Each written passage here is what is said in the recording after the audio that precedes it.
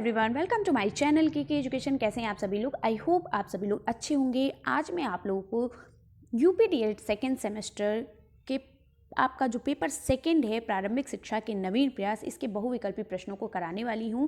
इस बहुविकल्पी प्रश्न के पार्ट 1 में मैं आपको जितनी भी आपकी 2 सीरीज़ हैं, पवन सीरीज़, राजन सीरीज़ और SCERT की बुक के सभी सीरीज़ का निचोड़ और SCERT बुक जो आपकी है उससे रिलेटेड जितने भी बहुविकल्पी प्रश्न हैं वो मैं आपको इस वीडियो में कराने वाली हूं। तो चलिए देखते हैं स्क्रीन पर पहला प्रश्न। और पहला प्रश्न शुरू करने से पहले मैं आपसे ये कहना चाहती हूं, अगर आप चैनल पर नए हैं तो चैनल को लाइक, सब्सक्राइब और शेयर कर लीजिए, बेल आइकन को प्रेस कर लीजिए ताकि इस तरीके की वीडियोस और डीएलएड से रिलेटेड नोटिफिकेशन आपको मिलती रहे।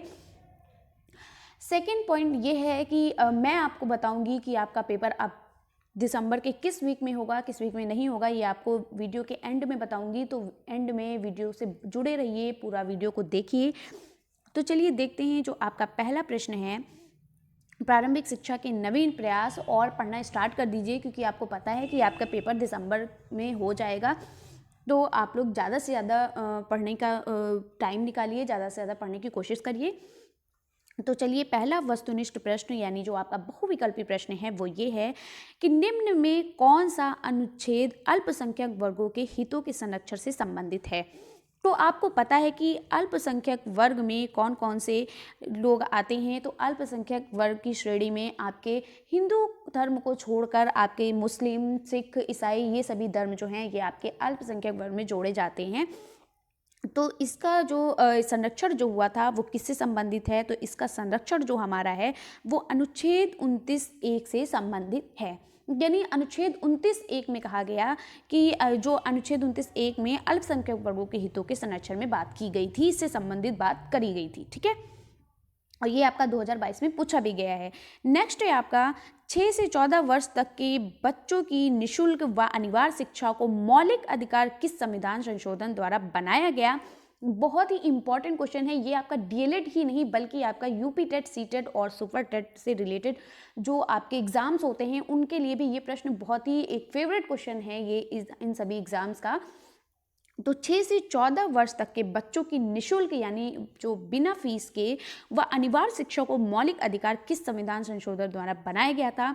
तो ये आपके 86वां संशोधन जो था उसमें बनाया गया था, 86वें संशोधन में। और कभी कभी ये पूछ लिया जाता है कि किस अनुच्छेद में बनाया गया था। तो 21A अनुच्छेद में, अनुच्छेद 21A में।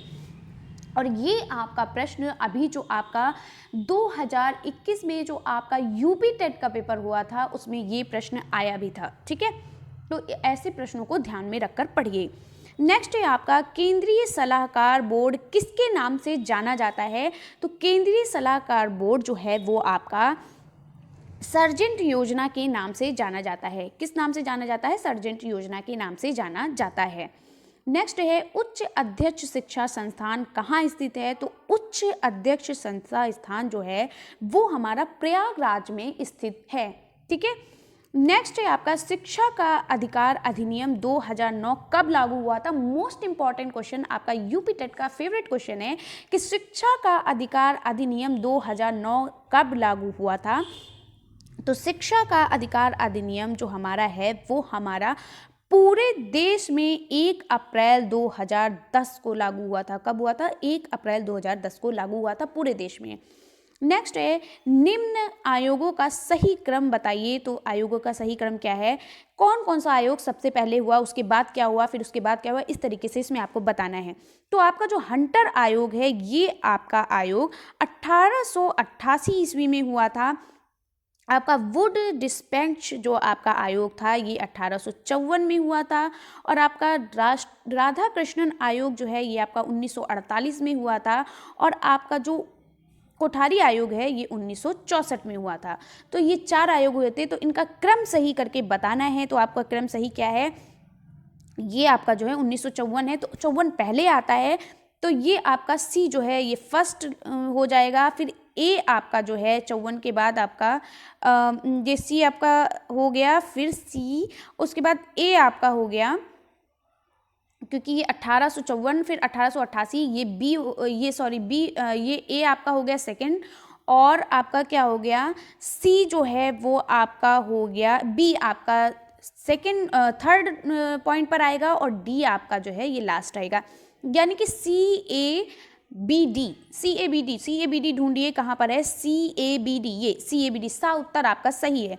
यानी कि वुंड डिस्पैच जो है आपका ये पहले आया था, उसके बाद आपका जो था वो आपका था हंटर आयोग, उसके बाद आपका जो था वो था राधाकृष्णन आयोग, फिर कोठारी आयोग। ठीक है, इस तरीके से प्रश्न पूछे जाते हैं। नेक्स्ट है आपका उत्तर प्रदेश में मिड डे मील योजना कब लागू की गई थी। बहुत इंपॉर्टेंट, देखिए सारे क्वेश्चन इंपॉर्टेंट हैं, ये आपके डीएलएड में तो इंपॉर्टेंट है ही, लेकिन ये आपके यूपी टेट और सीटेट में भी काम आएंगे। ठीक है, और आपको पता है आपका सीटेट का एग्जाम्स होने वाला है, तो आप इसकी प्रिपरेशन भी आपकी होती रहेगी। उत्तर प्रदेश में मिड डे मील योजना कब लागू की गई थी, तो उत्तर प्रदेश में जो मिड डे मील योजना का मतलब होता है कि पका पकाया भोजन।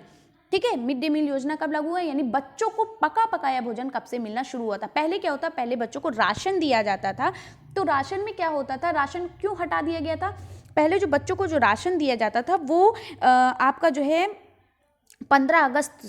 15 अगस्त 1995 से आपका जो ये जो मिड डे मील योजना है ये इससे पहले बच्चों को राशन दिया जाता है, यानी 15 अगस्त 1995 से जो बच्चों को राशन देने की बात शुरू हुई थी, यानी बच्चों को राशन दिया जाता था।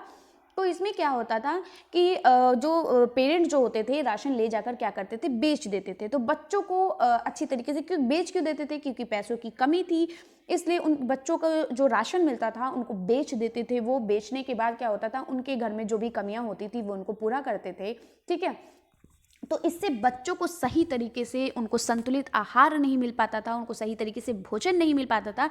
इसलिए सरकार ने ये योजना बना दी कि अब बच्चों को जो भोजन है वो राशन के अकॉर्डिंग ना दे करके उनको क्या किया जाए, पका पकाया भोजन दिया जाए, ताकि बच्चों को एक अच्छा आहार मिल सके, एक संतुलित आहार मिल सके, संतुलित भोजन उनको मिल सके। ठीक है, पौष्टिक आहार उनको मिल सके, ताकि उनको एनर्जी मिले उनको पढ़ने में। और उसका एक ये भी तरीका था कि जब बच्चों को राशन के बजाय ये भोजन दिया गया, तो उससे बच्चों के जो स्कूल में पढ़ने की, स्कूल में जाने की जो मात्रा थी वो बढ़ गई थी। ठीक है, बच्चे भोजन के वजह से भी थोड़े कुछ बच्चे बढ़ गए थे पढ़ाई करने के लिए। पहले क्या था, पढ़ाई से ज़्यादा लगाव नहीं था लोगों को, तो इसको बढ़ावा देने के लिए भी एक तरीके से ये योजना बनाई गई थी, ताकि बच्चे स्कूल में आना शुरू कर दें, ज़्यादा से ज़्यादा एडमिशन हो बच्चों के। ठीक है, और बच्चों को एडमिशन होने के बावजूद भी बच्चे अच्छे से क्या करें, उनका जो उनके अंदर जो संतुलित आहार उनको अच्छे से मिल सके, उनको अच्छे से भोजन मिल सके, ताकि वो अच्छे से बढ़ें पढ़ें। ठीक है, इस वजह से उत्तर प्रदेश में मिड डे मील योजना लागू की गई। और ये लागू की कब की गई थी, ये हमारी 1 सितंबर 2004 को लागू की गई थी। ठीक है, 15 अगस्त 1995 में राशन मिलता था बच्चों को, उसके बाद 1 सितंबर 2004 से मिड डे मील योजना शुरू करी गई, यानी कि बच्चों को पका पकाया भोजन मिलना शुरू हो गया। कभी कभी आपसे पूछ लिया जाता है कि राशन, बच्चों को जो राशन दिया जाता था वो कब दिया जाता था, कब से शुरू हुई थी वो योजना, तो 15 अगस्त 1995 में शुरू हुई थी। इस बात को ध्यान से रखिएगा। और अगर आपसे पूछता है उत्तर प्रदेश में मिड डे मील योजना कब लागू हुई, तो 1 सितंबर 2004 से शुरू हो गई। नेक्स्ट है कस्तूरबा गांधी विद्यालय योजना भारत सरकार द्वारा कब प्रारंभ की गई। कस्तूरबा गांधी बालिका विद्यालय योजना ये बालिकाओं के लिए था, यानी बालिकाओं के 6 से लेकर 12 तक की जो बालिकाएं, जो मतलब 12 क्लास तक की, 6 से लेकर 12 तक की या 6 से लेकर 8 तक की जो बालिकाएं जो पढ़ती थीं, क्या होता था, इसलिए ये लागू किया गया था कि केवल बालिकाओं के लिए था स्कूल। ठीक है, यानी कि ये केवल लड़कियों के लिए स्कूल बनाया गया था, जहाँ पर केवल लड़कियां पढ़ती थी, लड़कियों के लिए हॉस्टल बनाया गया था, लड़कियों के लिए स्कूल बनाया गया था। ठीक है, तो कस्तूरबा गांधी बालिका विद्यालय योजना ये भारत सरकार द्वारा कब प्रारंभ की गई थी, तो ये भारत सरकार द्वारा 2004 में शुरू की गई थी। कब शुरू की गई थी, 2004 में। ठीक है, नेक्स्ट है जिला प्राथमिक शिक्षा कार्यक्रम की व्यवस्था विशेषता है। तो जिला प्राथमिक शिक्षा कार्यक्रम की शिक्षा व्यवस्था जो है ये, यानी कि इसको DPEP के नाम से भी जानते हैं, तो ये जो है इसका मतलब, इसकी क्या क्या विशेषताएं थी, तो इसकी ये विशेषताएं थी कि शिक्षा में सबकी भागीदारी हो, यानी कि कोई भी हो, चाहे वो लड़का हो, चाहे लड़की हो, चाहे नीची कास्ट का हो, चाहे ऊंची कास्ट का हो, इससे कोई मतलब नहीं था। सभी को एक समान शिक्षा दी जाए, इस पर बल दिया गया। शिक्षा में बराबरी पर बल दिया गया कि बालक को अच्छी तरीके से पढ़ाया जाए, बालिकाओं को नहीं पढ़ाया जाए, थोड़ा पढ़ा दिया जाए, ठीक है। ऐसा कुछ नहीं था, सबको बराबरी की शिक्षा दी जाती थी, यानी कि सभी को शिक्षा का अधिकार समान था। यहाँ पर नए शैक्षणिक प्रयोग किए गए, यानी अलग अलग तरीके से नए नए टेक्निक्स, नए नए शैक्षिक प्रयोग किए गए। उपयुक्त सभी, तो सभी इसमें उत्तर आपका सही है। नेक्स्ट है अध्यापक शिक्षा हेतु नियामक संस्था है। अध्यापक शिक्षा हेतु नियामक संस्था NCTE को कहते हैं। इसका फुल फॉर्म होता है national council for teacher education, ठीक है। क्या है आपका NCTE? NCTE का फुल फॉर्म है national council for teacher education, ठीक है। नेक्स्ट है आपका राष्ट्रीय पाठचर्या 2005 के प्रारंभ का अंश रविंद्रनाथ टैगोर के किस निबंध से लिया गया है? तो ये रविन्द्रनाथ टैगोर के सभ्यता और प्रगति के नियम से लिया गया है। किस नियम से लिया गया है? सभ्यता और प्रगति निबंध से लिया गया है। नेक्स्ट है 1992 में गठित यशपाल समिति किससे संबंधित है? तो 1992 में गठित यशपाल समिति, देखिए यशपाल समिति नाम भी दिया गया है, तो आपको पता है यशपाल समिति जो है वो स्कूल छात्रों को बोझ को कम करने के लिए दी गई थी। यानी हमारे जो प्रोफेसर जो यशपाल जी थे, उन्होंने कहा था कि बच्चों का बोझ जो है वो कम किया जाए। बच्चे क्या हैं, छोटे हैं और बोझ ज़्यादा है, इससे वो शिक्षा को अच्छे से प्राप्त नहीं कर पा रहे हैं, अच्छे से प्रदान नहीं हो रही है उनके अंदर शिक्षा। तो क्या है, बच्चे का बोझ उसके ही हिसाब से, उसकी उम्र के हिसाब से रखा जाए, ठीक है। यहाँ पर स्कूली छात्रों के बोझ को कम करने की, यानी बस्ते का बोझ कम करने की बात यहाँ पर की गई थी। नेक्स्ट है छनाई का सिद्धांत किसके द्वारा प्रतिपादित किया गया? तो छनाई का सिद्धांत, जिसे हम छन्नीकरण का सिद्धांत या निष्पादन का सिद्धांत भी कहते हैं, ये जो है ये इसमें क्या था, इसमें समाज के जो उच्च वर्ग को शिक्षा देने की नीति यहाँ पर रखी गई थी। यानी जब समाज के उच्च वर्ग के लोगों को शिक्षा दी जाएगी तो उनसे शिक्षा छन छन के जो हमारे निम्न वर्ग के लोग हैं, यानी कि जो हमारे शिक्षा में बहुत ही कमज़ोर हैं, उनके द्वारा, वो जो उच्च वर्ग के लोगों के द्वारा वो निम्न वर्ग के लोगों तक शिक्षा छन छन कर पहुँचेगी। इस वजह से इसको लागू किया गया था छनाई के सिद्धांत को, और इस छनाई के सिद्धांत को हम निष्पादन का सिद्धांत भी कहते हैं। और ये जो है इसको लॉर्ड मैकाले के द्वारा दिया गया था, ठीक है। उत्तर नंबर लॉर्ड मैकाले। नेक्स्ट है, देखिए 2019 और 20 दोनों में भी पूछा गया है। नेक्स्ट है नवोदय विद्यालय की स्थापना किसकी संस्तुति पर की गई? तो नवोदय विद्यालय की स्थापना जो है वो हमारी किसकी संस्तुति पर की गई थी? वो हमारी नई शिक्षा नीति 1986 के संस्तुति पर की गई थी। नेक्स्ट है जब कोई बालक किसी भी अवस्था में प्रारंभिक शिक्षा पूर्ण किए बिना ही विद्यालय छोड़कर चला जाता है तो क्या कहलाता है? बहुत ही इंपॉर्टेंट है, बहुत ही इंपॉर्टेंट। एक ये क्वेश्चन आता है और दूसरा क्वेश्चन ये पूछा जाता है कि जब कोई बालक किसी अवस्था में, जब कोई बालक क्या होता है, प्राथमिक शिक्षा में प्रवेश करने से ही वो क्या होता है, स्कूल छोड़ ही देता है, एकदम स्कूल छोड़ देता है, ठीक है।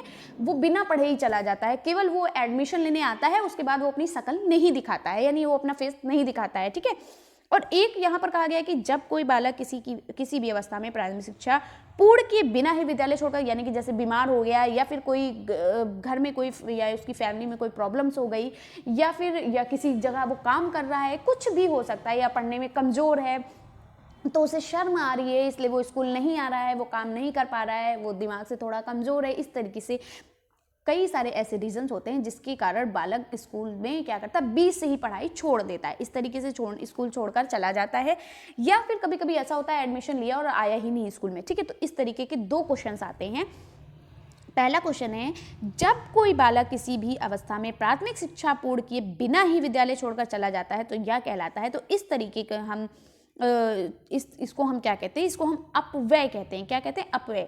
और एक होता है फेल हो जाता है, जैसे कि नहीं, एक सेकेंड पॉइंट ये है कि अगर आपसे पूछा जाए कि जब कोई बालक किसी जब प्रारंभिक शिक्षा में क्या होता है, एक ही क्लास में एक ही कक्षा में बार बार फेल हो जाता है और बार बार फेल होने के कारण वो स्कूल छोड़ देता है, तो ऐसी स्थिति में हम उसको अवरोध कहते हैं, ठीक है। यानी एक ही कक्षा में एक ही क्लास में बार बार फेल हो जाना और फेल होकर भाई फेल हो रहा है बार बार तो उसे शर्म आ रही है भी स्कूल जाने में, स्कूल छोड़ देना, वो क्या कहलाता है? अवरोध कहलाता है। और एक ही कक्षा में पढ़ते पढ़ते बीच से स्कूल को छोड़ जाना वो क्या कहलाता है? अपव्यय कहलाता है। नेक्स्ट है भारतीय शिक्षा आयोग का गठन 1982 ईस्वी में हुआ, इसके अध्यक्ष कौन थे? तो भारतीय शिक्षा का आयोग जो आपका 1982 ईस्वी में इसका जो गठन हुआ था, उसके जो अध्यक्ष थे वो हमारे कौन थे, ये पूछा गया है। वो हमारे सर विलियम हंटर जी थे। ठीक है, नेक्स्ट है हंटर आयोग का संबंध है, हंटर आयोग का संबंध किससे है? तो हंटर आयोग का संबंध 1882 से 83 में है। ठीक है, नेक्स्ट है आपका मैकाले के विवरण पत्र का संबंध है। तो मैकाले का जो विवरण पत्र बहुत ही इंपॉर्टेंट क्वेश्चन है, कई बार पूछा गया है। तो इनका जो संबंध है याद रखिएगा, यहाँ पर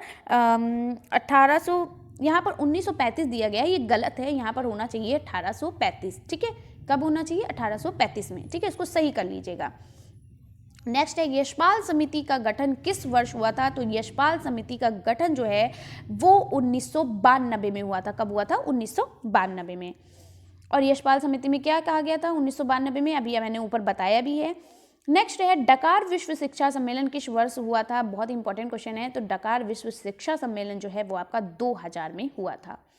नेक्स्ट है operation black board, most important question, जितना भी हम इसको इंपॉर्टेंट कहें उतना ही ये कम है, समझ लीजिए इतना इंपॉर्टेंट है। तो ऑपरेशन ब्लैक बोर्ड का गठन किसके अंतर्गत हुआ? तो ऑपरेशन ब्लैक बोर्ड का गठन जो है वो आपकी राष्ट्रीय शिक्षा नीति 1986 में हुआ था। नेक्स्ट है आपका सर्व शिक्षा अभियान का संबंध, यानी सभी को शिक्षा समान। ये आपने देखा होगा कि सर्व शिक्षा अभियान आपने प्राथमिक विद्यालय में, जब आप प्राइमरी स्कूल देखे होंगे कई सारे गांव में, तो वहाँ पर क्या होता है, एक पेंसिल होती है, पेंसिल के ऊपर एक लड़का और एक लड़की बैठे होते हैं और वहाँ पर लिखा होता है नीचे सर्व शिक्षा अभियान। इस तरीके से आपने देखा होगा। तो सर्व शिक्षा अभियान का संबंध जो है वो किससे है? सर्व शिक्षा अभियान का जो संबंध है वो है हमारा किससे है? जल्दी से बताइए। सर्व शिक्षा अभियान का संबंध जो है वो डकार विश्व सम्मेलन से है। ठीक है, नेक्स्ट है ब्रिज कोर्स को समाप्त किया गया। ब्रिज कोर्स को कब समाप्त किया गया? निशुल्क एवं अनिवार्य शिक्षा का अधिकार अधिनियम 2009 में, या राष्ट्रीय शिक्षा नीति 1986 में, या दोनों में?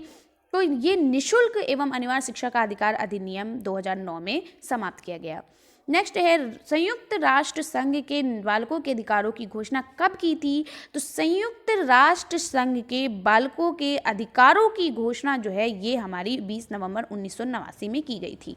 ठीक है, नेक्स्ट है आपका संयुक्त राष्ट्र संघ के बालकों के अधिकारों की घोषणा 20 नवंबर 1989 को की थी। इसको भारत सरकार ने कब अंगीकृत किया? इसको भारत सरकार ने 11 दिसंबर 1992 में अंकित किया था। नेक्स्ट है राष्ट्रीय बाल नीति की घोषणा भारत सरकार द्वारा कब की गई? तो राष्ट्रीय बाल नीति की घोषणा जो है ये भारत सरकार के द्वारा 22 अगस्त 1947 में की गई थी। नेक्स्ट है किस अनुच्छेद से संबंधित बच्चों को कारखाने या जोखिमपूर्ण कार्यों में लगाना दंडनीय अपराध है?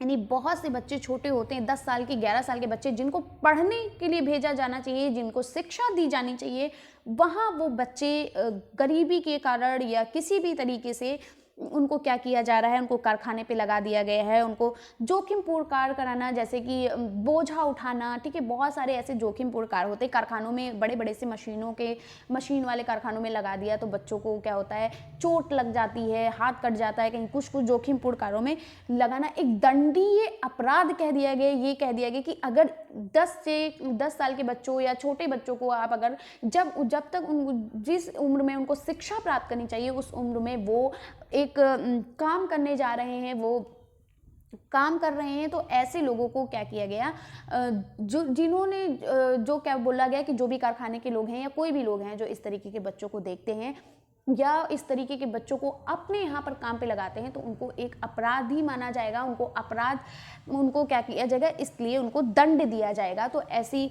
दंडनीय अपराध लगाना ये जो हमारा है ये अनुच्छेद कब लागू किया गया? ये अनुच्छेद जो है हमारा अनुच्छेद 24 में लागू किया गया। ठीक है, नेक्स्ट है किस अनुच्छेद से संबंधित स्त्री एवं बच्चों का क्रय विक्रय ही नहीं वरन स्त्रियों और बच्चों का अनैतिक व्यापार भी दंडनीय अपराध है? यानी कि स्त्रियों और बच्चों का बेचना और खरीदना ही नहीं बल्कि उनका क्या करना, स्त्री और बच्चों को, यानी जो स्त्री हैं और बच्चों को अनैतिक व्यापार भी, गलत व्यापारों में भी लगाना भी दंडनीय अपराध है। ये अनुच्छेद कब लागू किया गया? ये अनुच्छेद 23 में लागू किया गया। नेक्स्ट है, किसका कथन है, मैं काल के सारे धर्म मानता हूँ क्योंकि प्रत्येक धर्म मुझे ईश्वर तक ले जाता है। जितने भी धर्म हैं उनके मूल सिद्धांतों में कोई अंतर नहीं है। पथ भले ही अलग अलग हो, यानी उनके चलने का रास्ता भले ही अलग अलग हो, सभी धर्मों की मंजिल लेकिन एक ही होती है। ठीक है, ये नहीं कि कोई भी धर्म ऐसा है, चाहे वो हिंदू हो, चाहे मुस्लिम हो, चाहे वो सिख हो, चाहे ईसाई हो, किसी में भी चोरी करना, झूठ बोलना, ठीक है, दूसरों को दुख पहुंचाना, ये किसी भी धर्म में नहीं सिखाया जाता है। सभी धर्म में सही राह पर चलना, सही पथ पर चलना, चोरी ना करना, झूठ ना बोलना, बड़ों का आदर करना, बड़ों का सम्मान करना, उन ठीक है, ये सभी हर धर्म में सिखाया जाता है। भले ही उनके करने का तरीका अलग हो, लेकिन सभी का जो उद्देश्य है, सभी का जो मूल सिद्धांत है, सभी की जो मंजिल है वो एक ही होती है। अतः यह आवश्यक है कि सभी धर्मों को समान आदर दिया जाए। तो ये किसने कहा, तो ये हमारे स्वामी विवेकानंद जी का कहना है।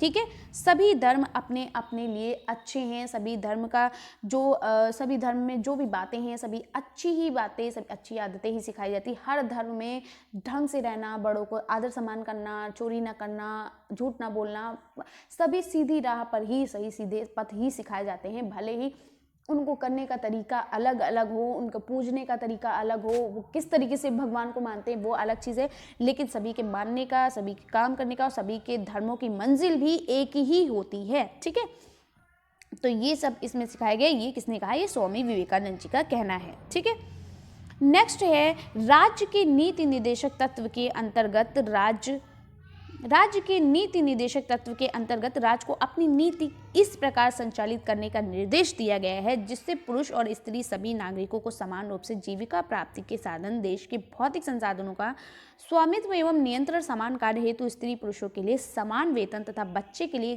गरिमामय वातावरण में विकास संभव हो सके। यह कथन यह किस अनुच्छेद से संबंधित है, यह अनुच्छेद 39 से संबंधित है। ठीक है, तो कैसी लगी वीडियो कमेंट्स बॉक्स में ज़रूर बताइएगा। देखिए, मैं आज आपके लिए केवल 30 क्वेश्चंस लेकर आई थी क्योंकि आप ज़्यादा बोर ना हो और आप जिस भी आप वीडियो को शुरू करें तो उसको अच्छे से पढ़ें, उसको अच्छे से समझ सके और आप कंफ्यूज ना हो और आपको अच्छे से याद हो जाए, आपको कोई कंफ्यूजन भी ना हो, अच्छे से याद भी हो जाए और आप बोर भी ना हो। इसलिए मैं थोड़े थोड़े पार्ट को लेकर आपको पढ़ाऊँगी, थोड़ा सा आपको पार्ट में पढ़ाऊंगी ताकि आप अच्छे से उसको समझ सकें।